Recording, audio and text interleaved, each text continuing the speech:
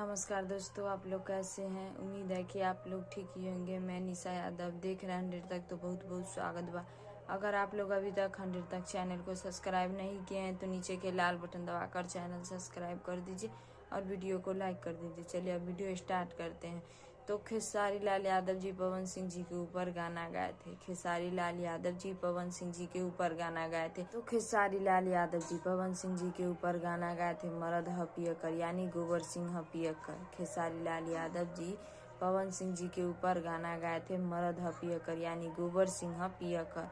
तो खेसारी लाल यादव जी पवन सिंह जी के ऊपर गाना गाए थे मरद ह पियकर, रिलीज कर दिया गया अंकिता फिल्म्स के यूट्यूब चैनल पर।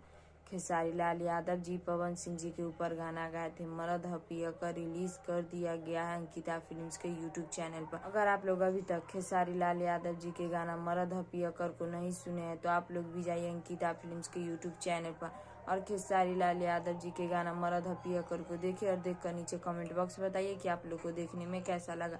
जिन दर्शक लोग अभी तक खेसारी लाल यादव जी के गाना मरद ह पियकर को देख लिया उन दर्शक लोग को बहुत बहुत धन्यवाद। तो आप लोग को यही छोटा सा जानकारी बतावे के रहे, तो इस जानकारी के बारे में का राय बा, का विचार बा, नीचे कमेंट बॉक्स में बतलाएं। फिलहाल में इतने, फिर से मिलेंगे अगले वीडियो में। जय हिंद, जय भोजपुरी।